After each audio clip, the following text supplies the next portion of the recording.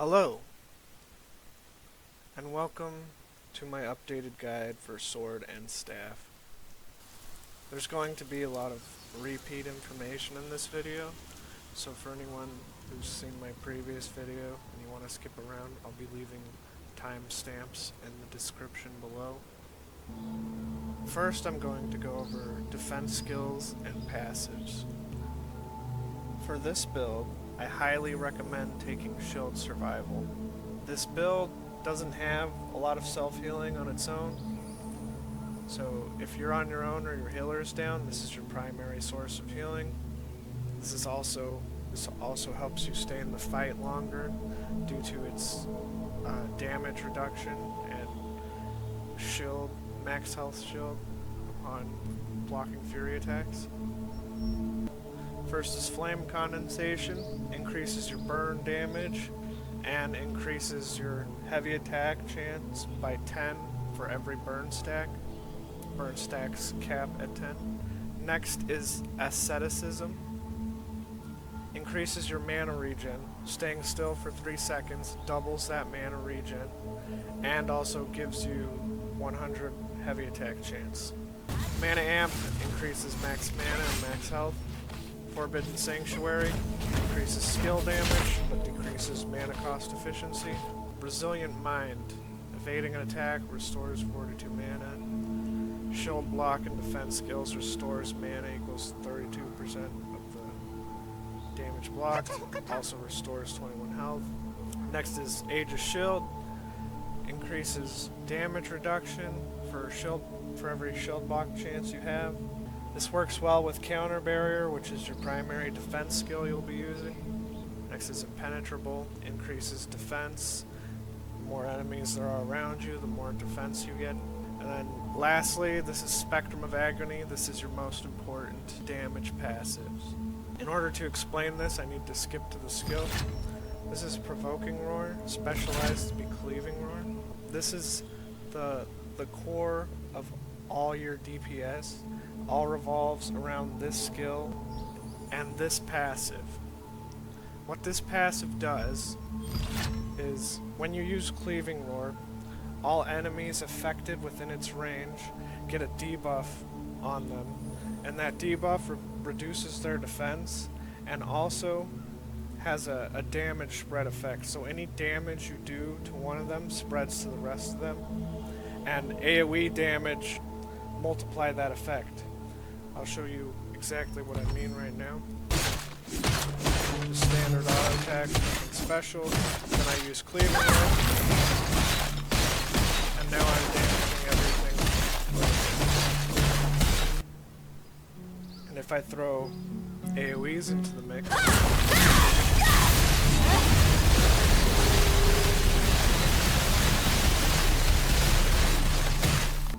the core idea behind this build, in terms of damage, revolves around Cleaving Roar, Spectrum of Agony, and pairing that with Staff's many multi-hit abilities. And then burn damage on top of that for constant sustained damage in between. Shield Strike. This is your primary aggro skill, and the only aggro skill you need with this build. This specialization turns it into an AoE. This is Shield Strike on its own. And this is Shield Strike specialized with Piercing Strike. It turns it into a frontal cone. It can be tricky to get used to aiming, but once you do, it's the best aggro skill in this game. Next is Aggro Increase, just gives you extra aggro generation. Generally you won't need this unless you've got high DPS in your party and you're under geared, or you've got tank players in the party who's still running aggro. Hit chance, when it's specialized, it applies debuffs on all enemies affected, which increases your chance to crit against them, as well as your party members. Next is Counter Barrier. This is your primary defense skill and also pairs with Cleaving Roar. When this is active, it increases your shield block chance, and every time you successfully shield block an attack, you do a passive counter attack, and that counter attack also triggers Cleaving Roar.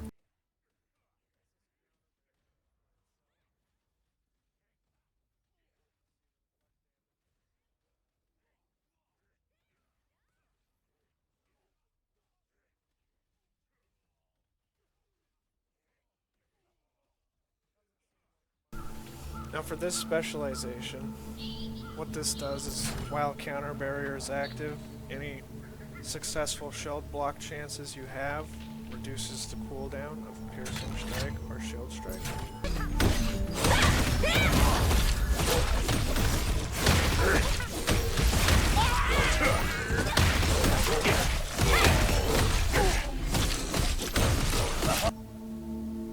This specialization increases your base damage by 5% while counter barrier is active. You can look at my stats right here. And then I'll pop counter barrier. You can see my base damage went up. And then it goes back down when counter barrier wears off. Strategic rush. This is a great ability for mob control, especially when it comes to ranged enemies. Helps you get them grouped up easier so you can use cleaving roar better. I only use strategic rush in one of my pages, which I'll go over that later. My recommended pages, I mean. But typically when I'm solo or running dungeons in the mob areas, I'll have strategic rush on. Chain hook as well. I use it in the same page I use strategic rush. I always have it specialized for controlling rake and increased skill distance. This just makes it easier to pull enemies that are further away. This makes it easier to just pull them from where you're currently fighting everything else. And controlling hook, this turns chain hook into a linear AoE that pulls up to 10 enemies within that range. This is chain hook. One thing I forgot to go over with cleaving roar is you've also got your cooldown specializations. I highly recommend taking this when you know you'll be dealing with multiple enemies. However, when it comes to a singular boss enemy, it is very easy to maintain this debuff on an enemy for a long period of time. So this is cleaving roar with spectrum backing on. My auto attacks keep the debuff going. It keeps adding more time to it. So the more hits you can fit into that while it's active, the more that timer will go up.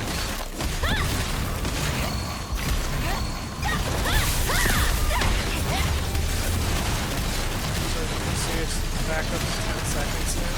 So this is what I mean against this ability. It's pretty easy to maintain it on one end at all times. This specialization, it just adds a damage hit when you use cleaving roar. It doesn't really do a whole lot for you.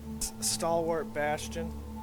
I'm mostly PVE, so I don't typically use this a whole lot, but this is one of your most important survival tools. I use this pretty much all the time whenever I'm doing something ridiculous like soloing a dungeon. There's always some form of mechanic that I can easily survive through because of the help of Stalwart Bastion. When active, it increases your damage reduction for you and your party, or you can specialize it to boost the damage reduction, and it only applies to you for 9 seconds. This specialization changes it to Great Fury, which is a skill damage buff for the party. Same business with this one, changes it to be only applied to you. The party one is definitely worth taking. If you're with a party with good DPS, that's the only time I take it. If I'm with randoms in a dungeon and the damage seems low, I don't even bother wasting points on this. As for Great Fury solo, not much of a reason to use this either. You could spend the points better elsewhere. 14 points is a lot to spend on it, and it doesn't provide you with that much of a bonus. There's outside of secret dungeons, it's almost not even. Great Fury as a solo buff is almost not even worth using. Next is Witty Strike.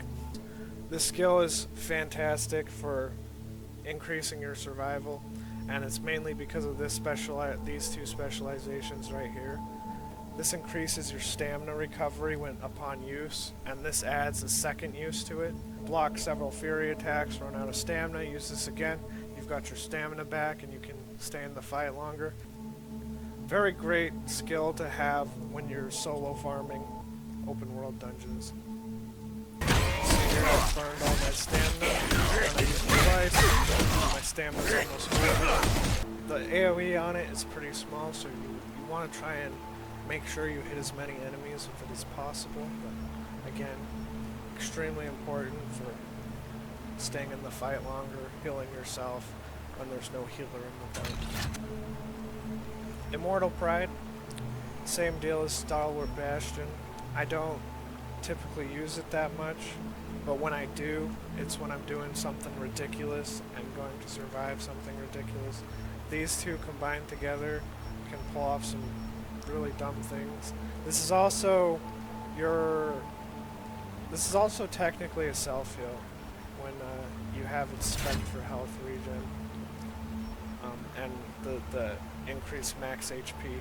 When you pop this, and I'll go over a skill later, but when you pop this plus Staff's Redemptive Barrier, you can maintain most of that health buff, and when this wears off, it basically works as a self-heal. And then extra health regen while this is active. Blessing of Immortality. This gives you, if you have this specialized, this gives you a barrier equal to your max health. If you plan to follow my guide 100%, I would not recommend taking this because it won't be of much use to you. However, if you're planning to PvP and you get a lot of max health traits, then this is definitely worth using. But if you're planning to follow everything in my guide, Immortal Pride is much better. Mana cost reduces the mana cost by 80%.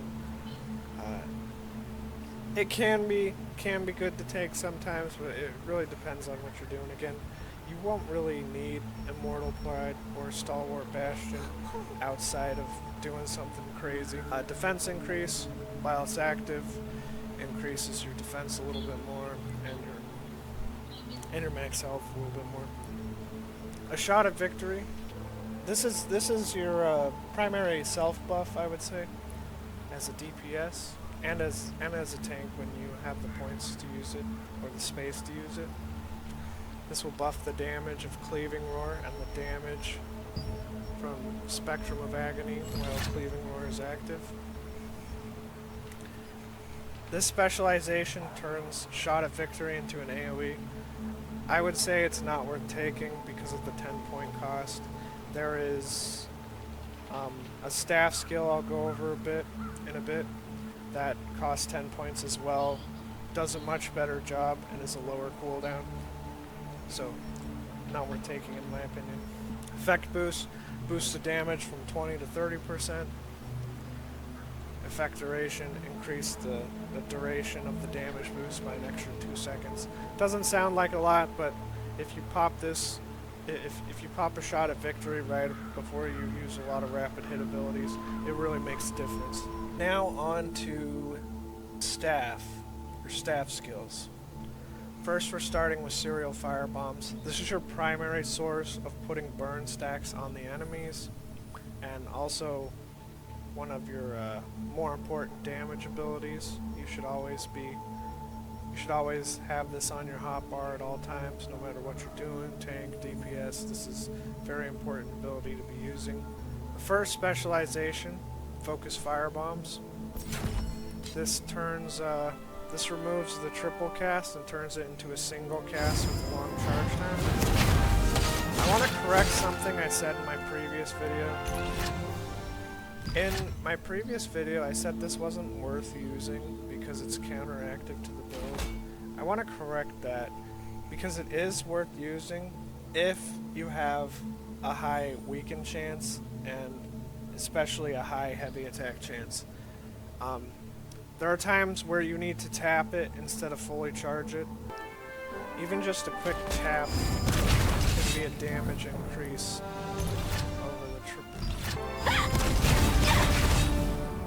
Another benefit to focus firebombs over the triple fireballs is it also reduced the mana cost. The triple fireballs is with the epic level 3 I've got now, it's 95 mana per cast, so it's almost 300 mana. The triple fireballs is just 95 mana once, so it's also helpful to switch to if you're having mana issues. Next is mobility. I'd recommend taking this if you're leveling. You're starting out starting out a fresh disciple and leveling. This does make it less annoying.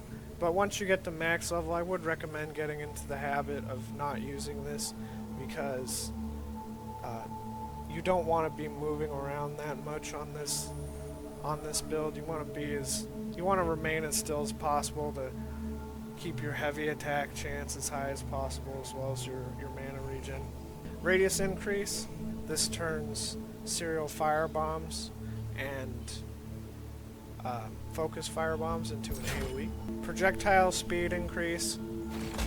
Disciple is a melee DPS or a tank. Because you don't want to be moving around a lot, and because Cleaving Roar is a melee ability, you want to remain as close to the enemies or as close to the boss as possible. So projectile speed increase does almost nothing for you, because they all pretty much instant hit with your casts, all pretty much instant hit with or without it anyway. Instant casting. This removes the cast time on the triple fireballs. I would highly recommend using this at all times if you're going for the triple cast. Next is Inferno Wave. This is another one of your important damage abilities. It also helps with maintaining 10 stacks of burning on the enemy. Every time it gets a heavy attack, it applies burn stacks. This also does more damage based on how many burn stacks are currently on the target. So you do want to try and get to 10 stacks as fast as possible before using this. Cooldown reduces the cooldown by 3 seconds. Consecutive use, this is worth taking. Using it gives you a 50% chance to use it a second time, so it's a damage increase. Burning, if you get a heavy attack with Inferno Wave, this adds 3 more burning stacks. This is not worth using at all, because typically you won't be using Inferno Wave unless the enemy already has 10 stacks anyway. Next is Burning Smokescreen. This is your most important fire skill. This skill will help you get to 10 stacks the fastest at the start of a fight. This specialization removes the teleport on it. And this is with the specialization, which turns it into a targeting ground AoE. Now this specialization doesn't seem that great because it's only 50% base damage, but this is an extremely important ability to have because of how well it pairs with Cleaving Roar. What this does is adds damage ticks to Burning Smokescreen, which it doesn't have on its own. This is Burning Smokescreen paired with Cleaving Roar without the additional damage specialization.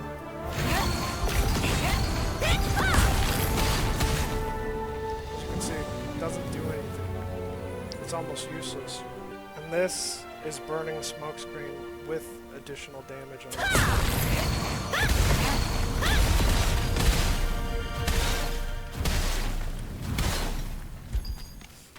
It adds extra damage to all enemies affected. Next is Chain Lightning. This is a very low cooldown ability that does bonus damage for every burn stack on the enemy. This specialization, when you hit an enemy, it drops a puddle beneath them. And against a single target, it doesn't really do a whole lot. But when you have multiple enemies grouped together, every enemy within that puddle takes damage.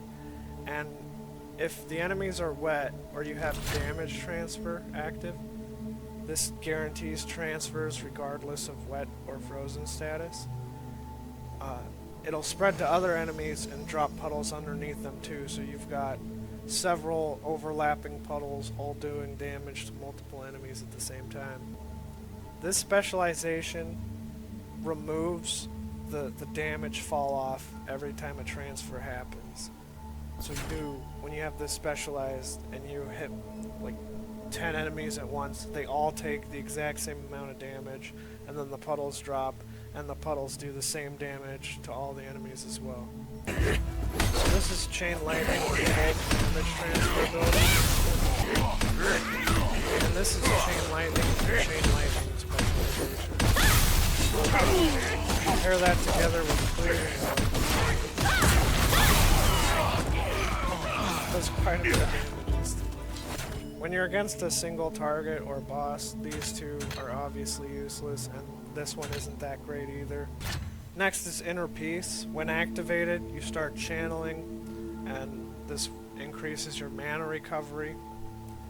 You can think of this skill as a form of self-heal, an indirect form of self-heal, because the way Disciple works as a tank is you frequently trade mana instead of HP. Inner Peace really helps with that. You can also use Inner Peace to technically become immune to damage for a certain amount of time. Helps keep your mana full and helps you stay in the fight longer. Thunder Blessing. What this does is while you're channeling, it adds damage to the ability, so you're not just standing there doing nothing. By itself, it doesn't seem very strong. It seems alright. However, when you pair it with Cleaving Roar and multiple enemies, just keep in mind that Fury attacks will stagger you and cancel you out of it, so when you're dealing with a pack of ads and you plan to use it, just be careful of that. Immune to CC. I'm starting to believe this only works in PvP. I've tried using this in many different ways for PVE, and it never seems to work on anything, so I don't know. If it does work in PVE, it works on very few things. Effect duration increases the duration by 3 seconds. Most of the time you won't really need this, but it is a useful option if you find yourself running into mana issues a lot. Fireball Barrage. This is also another one of your most important fire abilities. This is another fire ability that you should always have on your hotbar. So if I forgot to cover it earlier or accidentally cut it out from the video, these 3 fire skills are your most important fire skills, and they should always be on your hotbar. When you use this, it fires 10 fireballs at the enemy. For obvious reasons, that pairs very well with Cleaving Roar. Fireball Frenzy. This adds an extra fireball for every burning stack the targeted enemy has, and cooldown reduction. So if you hit multiple enemies with Cleaving Roar, fireball barrage, it's very strong. And that's not even with 10 stacks. Now this is Cleaving Roar and Fireball Barrage with 10 stacks. High Focus, another one of your important abilities. You pop this and it reduces all of your cooldowns. Target's expanded. This changes it into party buff, but it cuts the cooldown reduction in half. So instead of 56 with level 4, it's 18%.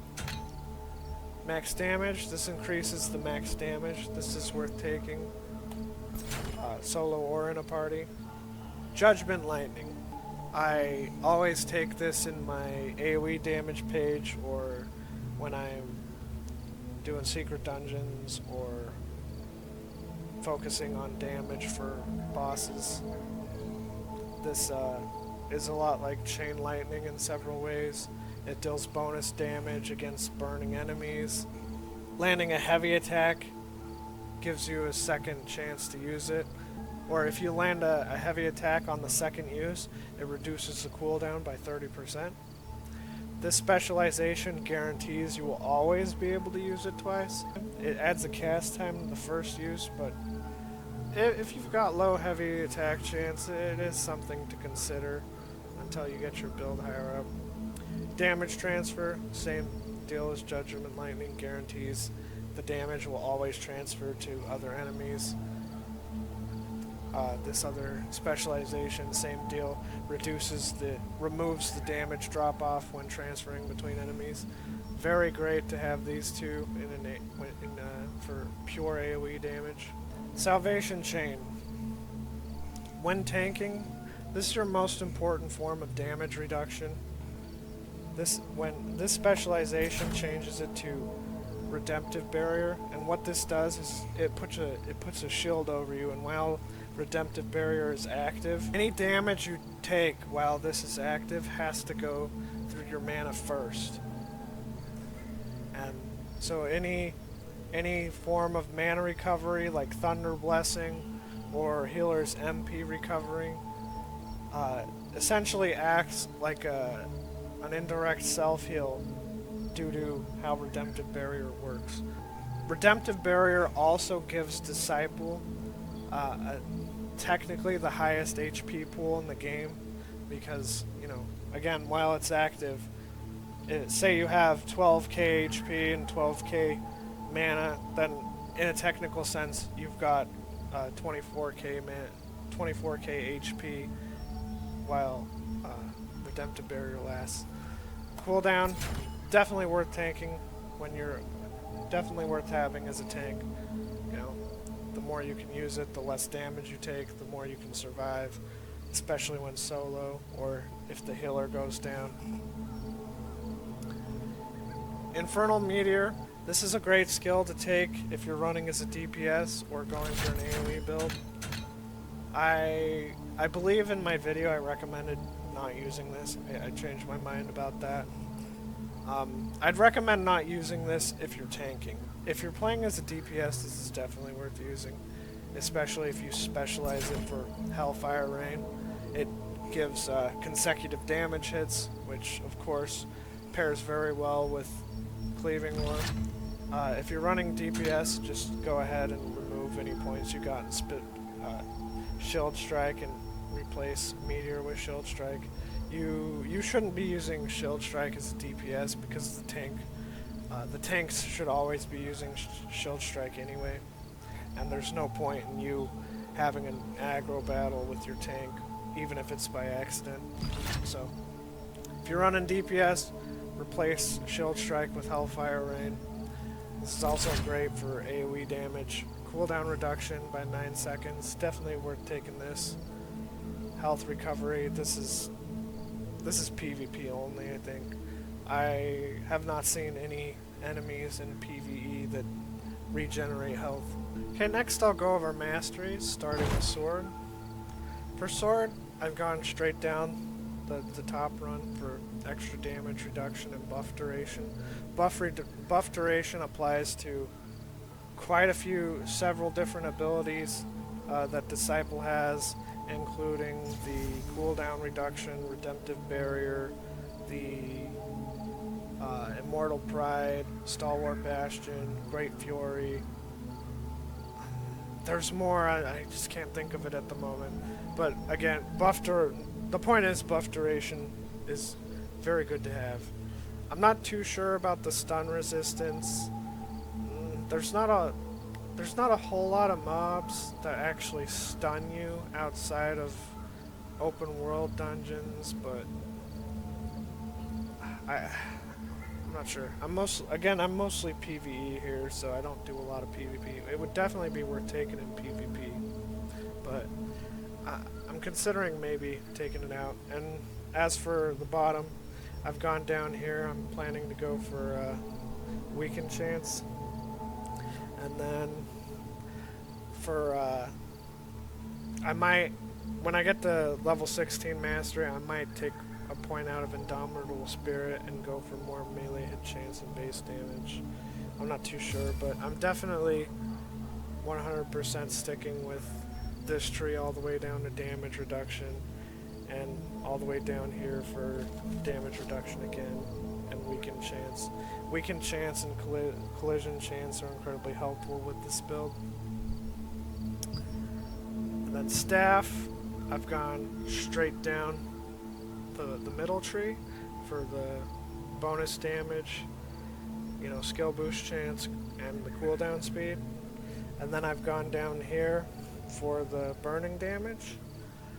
However, if you're early on in your build or starting to level, instead of going straight down the middle early on, you could go here for mana cost efficiency. This is where I'm going to put my last 3 levels. So I'll be taking all the way down the middle, the bottom to flame wound, and the top to spell flexibility. Now to my recommended skill pages. Feel free to mess around with different things.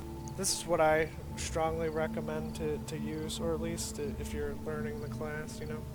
When you get more familiar with it, you know, don't let me stop you from messing around with stuff on your own. To start off though, I highly recommend setting up hotkeys to switch between your skill pages. If you don't know how to do that, you can come over to shortcuts over here, and it's your quick slots. For skill page number 1, this is the page I use most often, especially when solo farming open world dungeons, or if I'm doing a dungeon run. I'll be using this pages for all the mob phases, gathering up all the mobs and dealing with them. It has, in my opinion, the best mix of damage, control, and survivability. I've got Piercing Strike, of course, for my aggro, Focus Fire Bombs, Redemptive Barrier, Strategic Rush, Cleaving Roar, of course, Burning Smokescreen, Witty Strike for stamina regen, Controlling Rake, Thunder Blessing, Counter Barrier, Fireball Barrage, and High Focus. Same passes I listed before. And then these are the specializations I take. AoE Taunt, Extra Aggro, makes it easier to peel scattered enemies off of healers and DPS. Cooldown, so I can spam Piercing Strike more often. Controlling Rake, increase skill distance. Cleaving Roar with the cooldown reduction, very useful against multiple enemies. It's more difficult to keep the buff on multiple enemies at once, so cooldown reduction really helps with that. Witty Strike for stamina recovery and consecutive use. Focused Fire Bombs, and then turn Focused Fire Bombs, and then the AoE specialization. Burning Smokescreens, of course. Thunder Blessing, or sorry, Inner Peace specialized with Thunder Blessing. Fireball Barrage with Fireball Frenzy and cooldown, and of course Redemptive Barrier. Next is AoE damage. This is when I'm running as a DPS in dungeons during the in-between dealing with ads, or running in parties with open world dungeons. Got Cleaving Roar, of course. Focus Firebomb, specialized for AoE. I'm not sure why I have this on. I'll figure out where to put it later. But Inferno Wave, Burning Smokescreen, of course. Chain Lightning with Chain Lightning and damage transfer. Thunder Blessing, Fireball Barrage with cooldown reduction. High Focus, more Judgment Lightning, and Hellfire Rain. And then boss damage. This is the page I use. This is another page I use with tanking, and sometimes I switch it up depending if I'm a DPS or not. But for this description, we'll assume I'm a tank. I'll take aggro increase, critical hit chance, cooldown, damage, base damage increase, cleaving roar. I should probably put these points into something else. I'm just not entirely sure yet. Maybe Shot at Victory. We'll see. But Shot at Victory, increased damage, increased duration. Focus Fire Bombs, Inferno Wave, Burning Smokescreen, Thunder Blessing, Fireball Barrage. High Focus, specialized for party. And Redemptive Barrier. And then, assuming I'm planning to go in as a DPS, before queuing for the run or whatnot, I'll take these points out. Or I'll take these points out of here, and then I'll put them in Infernal Meteor, and then remove Redemptive Barrier, and put it into Chain Lightning, and then maybe cooldown reduction here. Now onto stats and gear. In my last video, I said I think Dexterity is your least important stat for Disciple, and I still stand by that, but my main problem is I didn't explain why, and the reason why I believe that is when you level Dexterity, it gives you increased crit chance, evasion, and attack speed. The attack speed is great, but my problem is with the evasion and the crit chance. As far as PVE goes, I personally believe that when it comes to tank classes or tanky classes, Endurance is a better stat to go for. So I've gone for Endurance with this build. So the evasion, in my opinion, is useless. And the crit chance is good, but Disciple with Shield Strike and Piercing Strike specialized with the crit hit already has a really high crit chance, so this is really just like the extra crit chance from Dexterity is just like icing on the cake kind of thing. And then the attack speed is nice, but again, I don't think Dexterity is worth putting a lot into investment in. Your number one important stat to go for is 50 in Strength, 40 for the damage reduction because you're either a tank or a melee DPS, and then 50 for the extra heavy attack chance, and obviously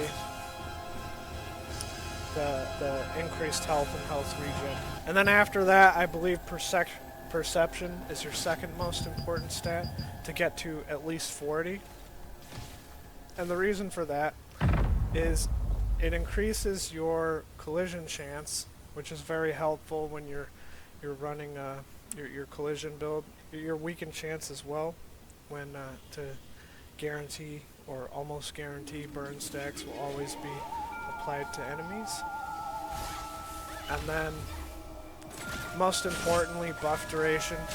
Buff duration applies to several different abilities that Disciple has, so it's extremely important to have. And then after Perception, I believe Wisdom at 40 is a really good thing to go for. You get your max mana, of course, which is important for not only doing damage, but also for tanking. Mana regen, of course, as well. For Disciple, when you have a Redemptive Barrier in your build, mana regen is technically health regen. Cooldown speed, very important as well. And then debuff duration effects. And then after that, I believe, once you get 50 strength, 40 wisdom, and 40 in perception, the rest of your points can go anywhere. You can put them in dexterity, or you can put a little more in perception for some extra buff duration, collision chance, and weaken chance, or dump a little more into wisdom for cooldown speed and regen. This is, of course, assuming you have all the same gear pieces I have. Maybe you have some gear pieces from my other builds that I'll show in Questlog. This is the cheapest build I'll be showing on Questlog. It costs the least amount of Lucent to go for. I haven't spent that much Lucent at all on this. I haven't even paid for Lucent to get this gear. Weapon for this build, Carnix, heavy attack, crit, and hit chance. Next is Lucid Light. This staff is really easy to get. It's one of the easiest purple weapons to get, I think. At least for this build. I made an alt just to test a few things on Disciple, and Staff of Lucid Light was one of the first purple weapons I got on my alt. Again, traits, heavy, hit, crit. Some people have asked me why not go for Umbramancer. The main reason I didn't go for Umbramancer is because I mostly tank. If you mostly plan to go for DPS, then Umbramancer would be a good staff to go for instead of Lucid Light.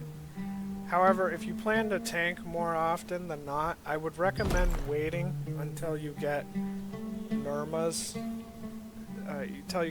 Nirma's sword with mana cost efficiency is one of the traits.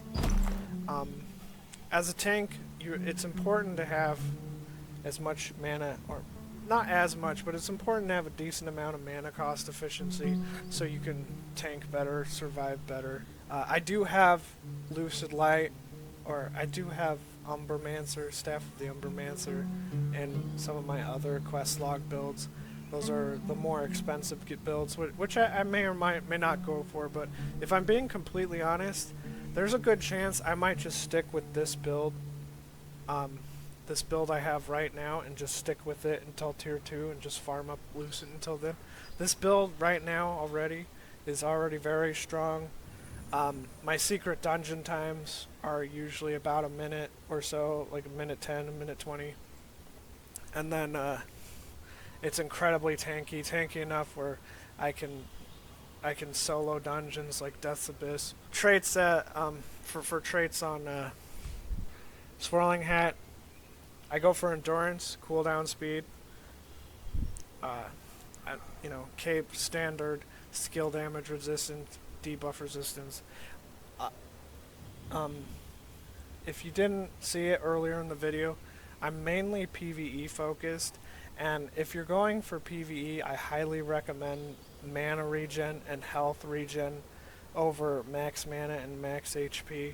It makes you far more self-sufficient. You don't need to rely on healers. You can do a lot of things yourself. You can go into open world dungeons and pull a big pack of ads by yourself with this build, kill everything, and if you played right, you'll pretty much be full mana and max health by the time you get out, or when you've killed everything. Shock Commander, I'm not finished yet. I was going for, I think it's ranged endurance. I just don't have enough Lucid to get it right now. Health regen, again, if you're PvE focused, I strongly believe that when it comes to Disciple, health regen is way better than max HP, because with Redemptive Bearer, you already technically have the highest HP pool in the game already.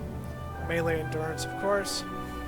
Shock Commander gauntlets, attack speed, range endurance, melee endurance, Phantom Wolf breaches, debuff duration, magic, range endurance, boots, health regen, melee, magic endurance, Clasp of the Conqueror, buff duration, skill damage boost, health regen, skill damage resistance, health regen, debuff duration, Abyssal Grace Band, skill damage boost, mana regen, buff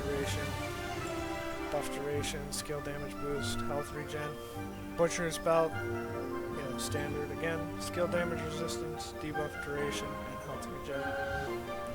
But once again, this build already by itself is very strong. It's also cheap to get, so there is a very high chance that I'm just, like, after I fully trade everything else, that I'm just done and I just stay with this until new gear pieces come out. That's how good I believe this build right now already is. But if you're more interested in looking at other builds, I am going to show my Questlog stuff. Alright, and here's my Questlog stuff. This is the build my character is currently using. I haven't even spent a fraction of this cost to get all the gear pieces and the traits mostly upgraded. YouTube doesn't allow me to link external links yet, and for whatever reason I'm having trouble finding my own page even when I log out or open a private window. I for some reason can't find my own build on the website, so just in case you have trouble with that, I'll just shows screenshot versions of each one that you'll be able to easily just copy to your own Questlog if you'd like to do that. But I've got my blues in here as well. I wouldn't recommend hard focusing on this. Just go for blues that are uh, easy to get traded out, no matter what they are. If you're PVE, if you're going for PvP, obviously you need to get like the good PvP traits. But and then this is the build I'm currently using on my character, and then this is another. It's almost the exact same build. It's just swapped out with an Ascendant Guardian, and then I've got an Umbramancer build going with Ascendant Guardian as a mana cost efficiency replacement to Lucid Light. And then here's another build, Umbramancer with Nirma's Sword. And then if you can afford it, the Queen Beldir Staff. But here I'll go over my screenshots.